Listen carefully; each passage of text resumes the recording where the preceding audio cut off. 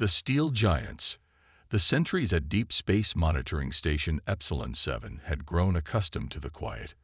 For centuries, the outer rim of Galactic Alliance space had remained peaceful, disturbed only by the occasional merchant vessel or diplomatic shuttle. That changed on what should have been an ordinary shift rotation. Multiple signatures detected. Senior monitors X-Lay's crystalline appendages trembled as they interfaced with the quantum detection array. Massive vessels entering Alliance space through. That's impossible.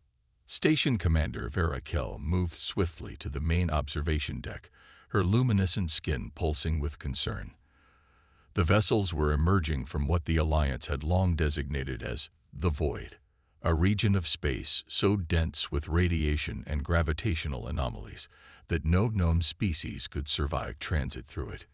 Count, she demanded, multiple eyes focusing on the holographic display.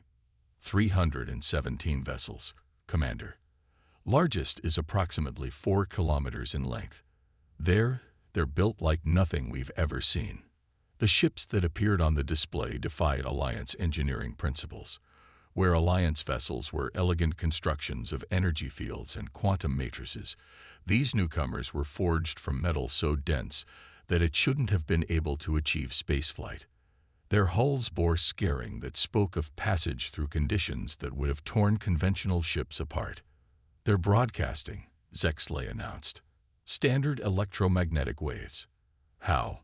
Primitive. Commander Vera Kell's skin shifted to a cautionary amber. Put it through. The voice that filled the command center was unlike anything they'd heard before, deep, resonant, and somehow heavy, like the ships themselves. This is Admiral Sarah Chen of the United Earth Fleet. We come in peace and seek diplomatic contact with the governing body of this region of space. The command center erupted in murmured discussions. Earth. The name meant nothing to anyone present. Vera Kell raised an appendage for silence. This is Commander Vera Kell of the Galactic Alliance. Your arrival is unexpected. Our records show no spacefaring civilization in the direction from which you've emerged. A sound came through the comm that the Alliance translation matrix identified as laughter. Yes, we've found that most species avoid what you call the void. To us, it's just a particularly rough neighborhood. The casual dismissal of what the Alliance considered an impassable death zone sent ripples of unease through the command staff. Vera Kell's diplomatic training took over. Your ships show signs of extraordinary structural integrity. Our sensors indicate internal conditions that would be lethal to most known species. Ah, yes, Admiral Chen replied. We've been monitoring your communications for some time, learning your languages and studying your technology.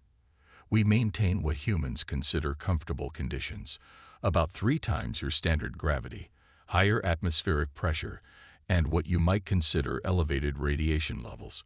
We've prepared diplomatic sections of our vessels with environmental controls suitable for your species. The silence that followed was profound. 3 times standard gravity. The numbers couldn't be right. A being evolved to survive such conditions would have to be impossibly dense, impossibly strong. You're Deathworlders, X-Lay whispered, using the old term for theoretical species that might evolve on planets the Alliance classified as uninhabitable. We prefer humans, Chen responded, amusement evident in her voice. Though we understand the classification from your perspective, Earth would indeed qualify as what you call a death world. High gravity, extreme temperature variations, significant background radiation, aggressive fauna. But to us, it's home. Vera Kell processed this information carefully. Her species had evolved in the gentle environments typical of Alliance worlds. Constant temperature, low gravity, minimal radiation. The idea of intelligent life arising in conditions that would kill her instantly was simultaneously fascinating and terrifying. Your peaceful intentions are appreciated, Admiral Chen. However, protocol requires that we confirm your species poses no threat to Alliance security. Would you be willing to submit to a series of diplomatic evaluations? Of course, Commander. We anticipated this request. However, I should warn you, Your standard containment fields and security measures may need adjustment. We wouldn't want to damage any of your equipment by accident." The casual way Chen mentioned potentially breaking through Alliance security measures sent another wave of unease through the command center. Vera Kell noticed her senior staff exchanging worried glances. "Perhaps," Chen continued, "we could begin with a cultural exchange. We've prepared extensive documentation on Earth and human civilization, formatted for your systems. In return, we'd be grateful for information about the Alliance. Knowledge has always been humanity's greatest pursuit." The request was reasonable, traditional even. But as Vera Kell authorized the exchange, she couldn't shake the feeling that everything was about to change. These humans, with their impossible ships and casual relationship with conditions her people considered lethal, represented something entirely new. "Incoming data packet," Zexley announced. "It's enormous. They've included scientific data, cultural records, historical documents. Commander, they're not just making first contact. They're offering us their entire civilization to study. Share our general cultural and scientific database in return," Vera Kell ordered. "And notify Alliance Central. Tell them." She paused, considering her words carefully. "Tell them we've made contact with a species that treats Deathworlds as cradles, who builds ships like fortresses, and who considers the impossible merely inconvenient. Tell them everything is about to change." As she watched the massive human vessels holding position at the edge of Alliance space, Vera Kell wondered if her people were ready for what was coming. The humans spoke of peace, but their very existence challenged everything the Alliance thought they knew about life in the galaxy. The age of comfortable assumptions was over. The Deathworlders had arrived. The trial of strength. 2 standard months after first contact, the Alliance High Council still debated whether to grant humans full diplomatic status. That debate ended when the Centauri incident began. Containment failure in progress. The emergency broadcast cut through all Alliance communication channels. Class X solar event at Centauri Research Station. Critical systems failing. 800 personnel trapped. Commander Vera Kell, recently promoted to Alliance Emergency Response Coordinator, felt her skin pale to ash white as the data streamed in. The Centauri Research Station, one of the Alliance's most advanced scientific outposts, was caught in a massive solar flare that had escaped their prediction models. The station's radiation shielding was failing, and its structural integrity was compromised. Nearest Alliance rescue vessel is 6 hours out. Senior Coordinator Nextver reported, his tentacles twisting in distress. Station shielding will fail in 2. We're going to lose them all. That's when Admiral Chen's voice cut through the channel. "Alliance Control, this is UES Hyperion. We're 20 minutes from the Centauri station. Request permission to attempt rescue operations." Vera Kell's command center erupted in protest. "Impossible," Nextver shouted. "The radiation levels are already at 15,000 RSU, even with our best shielding." "For us, that's a warm day at the beach," Chen interrupted. "Commander Vera Kell, we have 3 heavy rescue ships ready. Let us help." Vera Kell didn't hesitate. "Permission granted, Admiral. Saving lives takes priority over protocol." The next 20 minutes were tense as they watched the human vessels approach the dying station. The radiation levels continued to climb, reaching points that would have reduced Alliance crews to cellular soup even through their best protective gear. By the first light, Nextver whispered, watching the sensor feeds. "They're conducting EVA operations in that radiation storm." Indeed, the feeds showed human figures moving outside their ships, setting up what looked like primitive mechanical docking tubes between their vessels and the station. The humans weren't using energy shields or quantum fields. They were employing physical, mechanical solutions that seemed impossibly crude, but were proving remarkably effective in conditions that would have disrupted more sophisticated systems. "First group of evacuees secured," Chen reported calmly, as if she weren't orchestrating a rescue in conditions that defied survival. We've reinforced their life support with our own systems, beginning medical triage. Hour by hour, the humans demonstrated capabilities that the Alliance had considered theoretically impossible. Their crews worked tirelessly in radiation levels that kept climbing, their ship's hull materials somehow maintaining integrity under stresses that should have torn them apart. How? Nexver asked, watching the human rescue team physically carry Alliance civilians through radiation-flooded corridors. How are they surviving this? Remember, Verakel said softly, their home world subjects them to conditions we consider lethal. They evolved to endure what we cannot. A new voice joined the channel. Dr. Marcus Jung, Chief Medical Officer of the Hyperion. Alliance Control, we're seeing radiation sickness in the evacuees, but we've developed treatments based on our own radiation resistance. Permission to administer. More impossible data followed.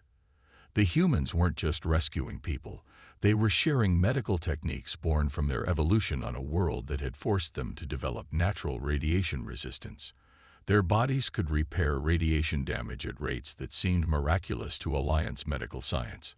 Final group secured, Chen reported as the station's last structural supports began to fail. 792 survivors recovered. Administering treatment now. The numbers were staggering. Not only had the humans arrived in time, but they had also saved over 99% of the station's personnel. They had lost no one during the rescue operation itself, despite conditions that should have been universally fatal. Hours later, as the survivors received treatment aboard the human vessels, Verakel received a private communication from the Alliance High Council. The message was brief. Full diplomatic status granted to human representatives. Priority 1. You've changed everything, Verakel told Admiral Chen during the debriefing. Not just saving these lives, but showing us that what we thought were universal limits were just our own limitations. Chen's holographic image smiled. That's what humans do best, Commander. We take what others call impossible and turn it into Tuesday. But we'd like to do more than just help in emergencies. We've analyzed the data from this incident. With some adaptations of our technology, we could help you develop better prediction systems for solar events, improved radiation shielding. You'd share such technology? Nexver asked, surprised.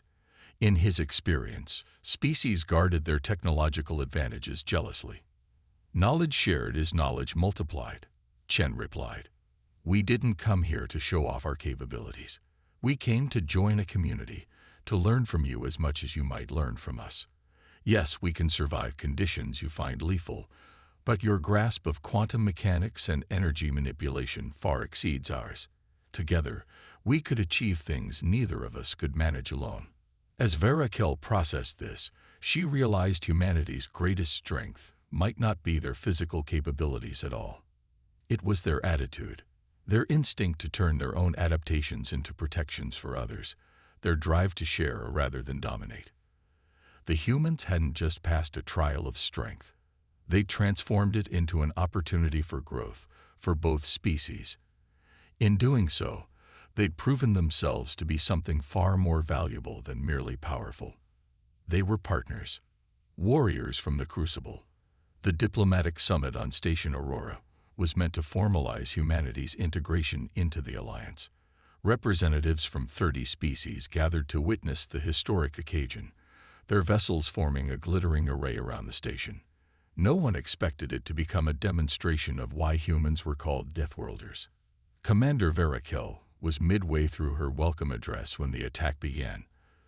The Scarlet Blade Pirates, infamous for their advanced stealth technology, materialized from seemingly nowhere. 6 heavily armed vessels, their blood-red hulls bristling with weapons that had terrorized this sector for years. Surrender the station. The pirate leader's voice boomed through all channels. Your diplomatic vessels are not warships. You have no defenses. Comply, or we space everyone. The Alliance representatives froze in panic. The pirates were right. Except for minimal security forces, the gathered ships were diplomatic vessels. The nearest Alliance military response was hours away. That's when Admiral Chen stepped forward, her voice calm. "This is Admiral Sarah Chen of the UES Hyperion. You are in violation of multiple Alliance laws. Power down your weapons and prepare to be boarded." Laughter filled the channel. The human speaks bravely. "But we've studied your vessel, Admiral. One ship, classified as a diplomatic transport. Stand down, or—" Chen cut the transmission. "Commander Verakel, please have your people take cover." She activated her neural link.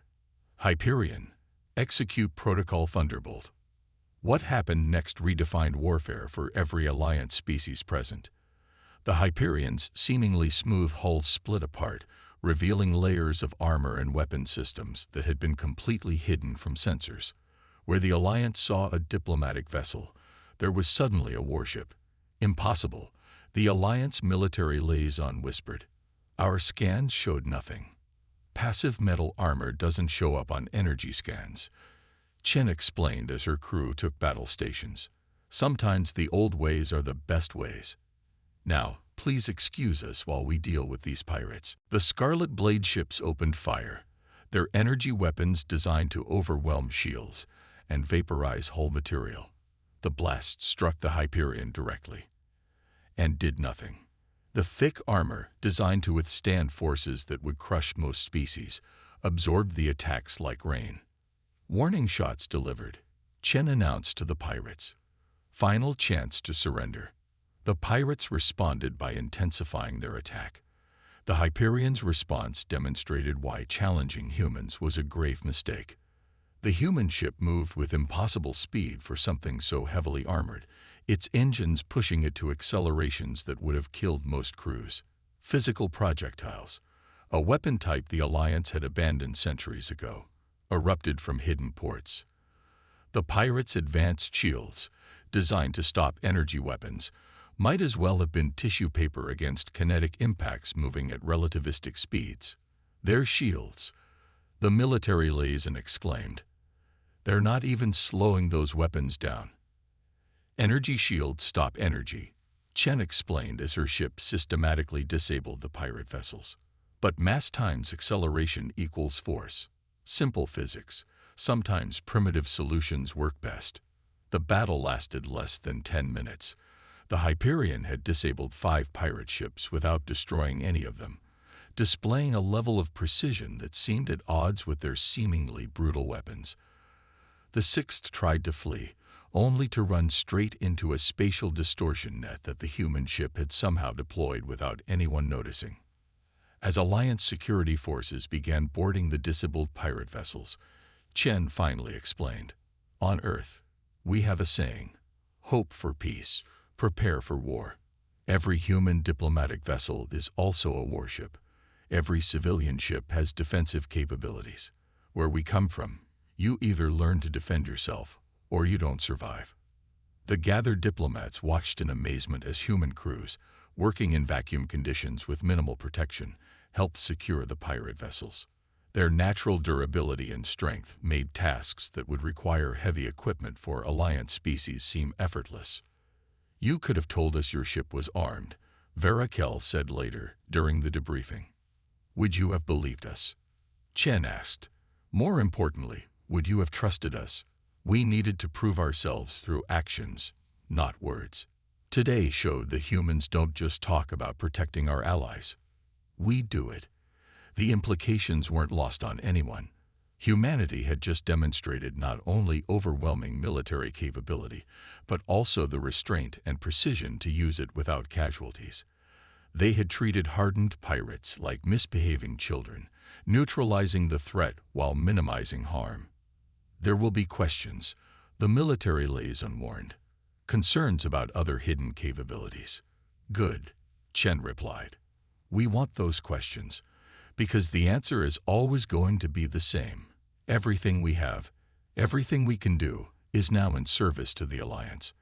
We're not here to conquer or dominate. We're here to protect and preserve." As the summit resumed, now with a very different tone, Verakel noticed something fascinating. The other species weren't drawing away from the humans in fear.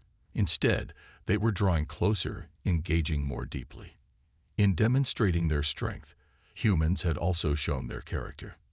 They were warriors, yes, forged in the crucible of a death world. But they were warriors who fought to protect, who used their strength to defend others. In doing so, they had transformed from potential threats into something the galaxy desperately needed: guardians. The ancient terror. 3 months after the pirate incident, Admiral Chen received an encrypted invitation to a meeting unlike any before. Deep beneath the Alliance Central Command, in a chamber whose very existence was classified, she found herself facing the High Council's inner circle. The room was dark, lit only by the bioluminescence of the council members and a massive holographic display showing what appeared to be historical records. Commander Verakel, now serving as humanity's liaison to the council, stood nearby. "What we're about to share," High Counselor Vexmar began, his crystalline form dimming with obvious distress, "has been kept secret from most of Alliance space. Only those with the highest clearance know the full truth." The holographic display activated fully, showing images that made even Chen's battle-hardened expression darken. Massive ships, dark and angular, moving through space like a plague of locusts. Worlds burning. Entire systems going dark. "We call them the Devourers," Vexmar continued. "They emerge from the galactic core every 200 years, sweeping through civilized space like a tide of destruction. They harvest resources, strip planets bare, and disappear back into the core. Nothing we've ever tried has stopped them." Data scrolled across the display. Records of battles, casualty figures that numbered in the billions, desperate attempts at defense that had all failed. The Alliance's most powerful weapons had barely scratched the Devourer ships. "The last incursion was 60 years ago," Verakel added. "We lost 30% of our territory. The time before that, 40%. The first recorded encounter, they took 60% of known space. They're due to return within 5 years." Chen studied the tactical data with intense focus. "Your weapons had no effect. Energy weapons dissipate against their hulls," the military liaison explained. "Physical projectiles bounce off their armor. Their ships ignore damage that would destroy any vessel we've ever built. Until we met humans, we thought they were invincible. And now?" Chen asked, though she was beginning to understand why she'd been called here. "Now we've seen what human ships can do," Vexmar said. "Your armor technology, your weapon systems, your ability to operate in conditions we considered impossible. You might be our only hope." Chen stood silently for a long moment, analyzing the Devourers' attack patterns, their ship designs, their tactics. "They've never faced serious resistance, have they?" "What do you mean?" "Look at their formations, their approach vectors. These are the movements of predators who expect their prey to flee. They've never had to adapt, never had to face an enemy that could truly hurt them." Chen's eyes narrowed. "They've never fought Deathworlders." She moved to the tactical display, highlighting specific details. "Their ships are tough, yes, but they're designed to simply absorb damage and continue operating. They don't try to avoid hits because nothing has ever hit them hard enough to matter. But we build ships that can accelerate projectiles to relativistic speeds. We design armor to withstand forces that your species consider impossible. You think you can fight them?" The military liaison asked, hope creeping into their voice. "Better." Chen's expression was fierce. "We can help you fight them. Your energy technology, combined with our construction methods. Your precision and speed, married to our durability and power. Together, we might be able to do more than just survive their next incursion." The Admiral turned to face the Council. "But we'll need to act fast. 5 years isn't long to prepare for a war, especially not one on this scale. We'll need to retrofit Alliance ships with hybrid technology, train crews to work together, develop new tactics. Whatever you need," Vexmar declared. "All of Alliance space will support this effort." "Then let's begin with the basics," Chen said, calling up human ship schematics. "These are our standard hull designs. They're not pretty, but they're built to take punishment that would tear most ships apart. Now look at your energy field technology. If we layer these approaches, for hours, they planned. The Alliance's elegant technology and humanity's robust engineering began to merge into something new. Ships that combined energy shields with physical armor. Weapons that used quantum manipulation to accelerate physical projectiles beyond what either civilization could achieve alone. There's something else, Verakel said as the session was ending. Something we noticed during the pirate incident. Your ships, your crews, you don't just survive in conditions we find lethal. You thrive in them. The Devourer's weapons generate heat and radiation that cook our crews alive. But to you, to us, it's just another Tuesday. Chen finished. Yes, we've noticed that what you consider emergency conditions are often within our normal operating parameters. The Devourers have never faced an enemy that could keep fighting after their initial assault. As the meeting concluded, Chen looked at the images of the Devourer ships one last time. You know what the real difference is going to be. Not our technology, not our strength. It's our perspective. You see these beings as unstoppable forces of nature. We see them as bullies who've never been punched back. The council members exchanged glances, reminded once again that humanity's greatest asset wasn't their physical capabilities, but their mindset. Where the Alliance saw insurmountable obstacles, humans saw challenges to overcome. 5 years, Chen said firmly. In 5 years, we'll be ready. And the Devourers are going to learn what happens when you threaten a civilization protected by Deathworlders. As the council session ended, Verakel realized that humanity hadn't just brought hope to the Alliance. They'd brought something even more precious. They'd brought the belief that the impossible was simply something that hadn't been done yet. The Devourers were coming. But this time, the galaxy would be ready for them. United we stand. 5 years of preparation ended the moment the quantum sensors detected the first Devourer ships emerging from the galactic core. The Alliance human combined fleet hung in formation, waiting. Every ship represented the fusion of two civilizations' technology. Elegant energy fields layered over robust physical armor, quantum-enhanced railguns alongside traditional energy weapons. Admiral Chen stood on the bridge of the flagship Prometheus, now nearly twice its original size with Alliance modifications. Commander Verakel stood beside her, serving as the Alliance liaison for the coming battle. First wave detected, Verakel reported, her skin pulsing with controlled tension. 300 Devourer vessels. Energy signatures match historical records. All ships, battle formation Delta, Chen commanded. The fleet moved with practiced precision, each vessel taking its place in a formation that would have been impossible 5 years ago. Alliance ships, their natural speed and maneuverability enhanced by human engineering, took forward positions. Heavier human vessels, now equipped with Alliance energy shields, formed the hammer of their attack.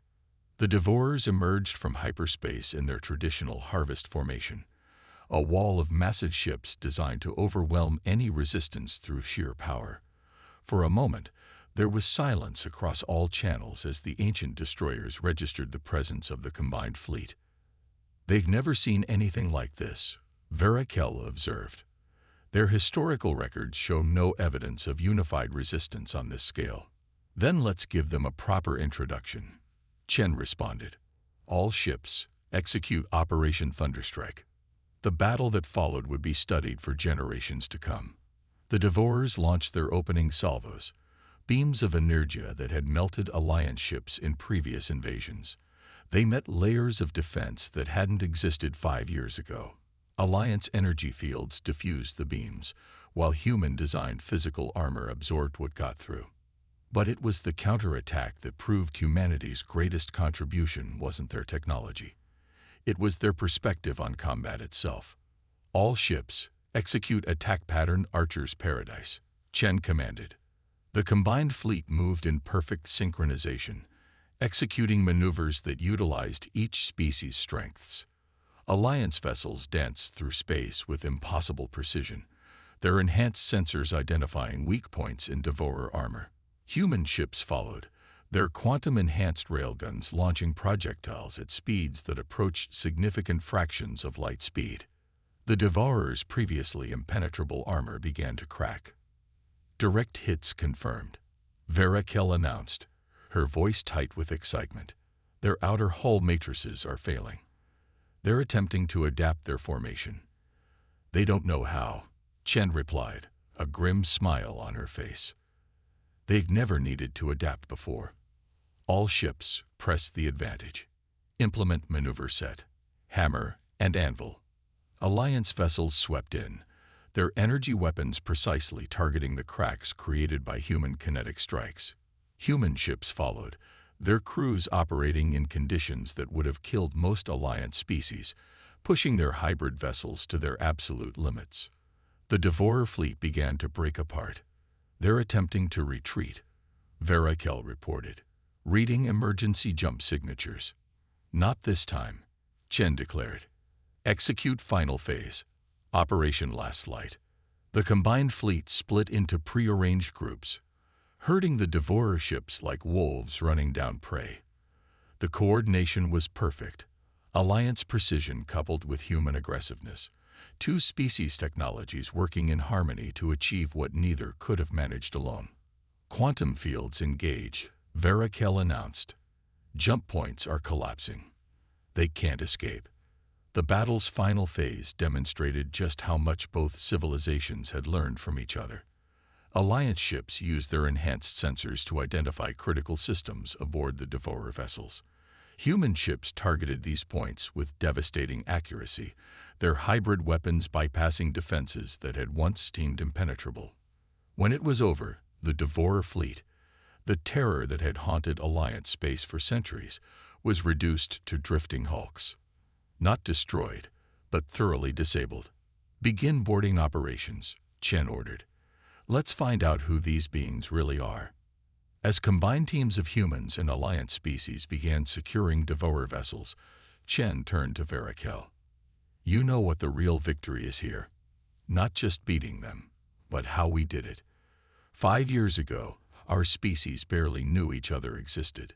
Today, we moved as one." Verakel's skin rippled with colors of agreement. "We thought of humans as Deathworlders, beings who evolved in conditions we considered impossible. But you showed us that strength means nothing without the wisdom to use it properly. You didn't just help us fight. You helped us learn to fight alongside you." The aftermath brought changes no one had predicted.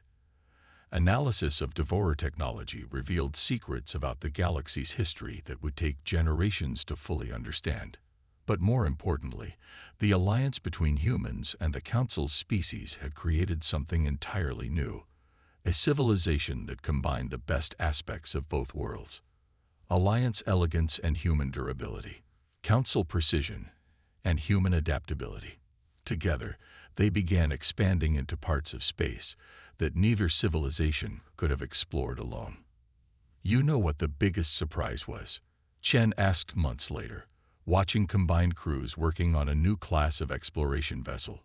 "Everyone thought humans would be the warriors, the protectors. But what we really brought to the galaxy was perspective. The idea that impossible is just another word for hasn't been done yet." Verakel watched a human engineer working alongside an Alliance scientist, their different approaches combining to solve problems neither could have tackled alone. "No," she corrected. "What you brought was completion. We had the dreams, you had the durability to chase them. We had the knowledge, you had the strength to use it. Apart, we were incomplete. Together, Chen finished. "We're unstoppable." As the new ships rose from their construction yards, bearing marks of both human and Alliance design, they carried with them a simple truth. The greatest strength isn't in the ability to endure hardship, but in the wisdom to turn that endurance into protection for others. The Deathworlders hadn't just saved the galaxy. They had helped it evolve into something greater than anyone had imagined possible. The age of isolation was over. The age of unity had begun.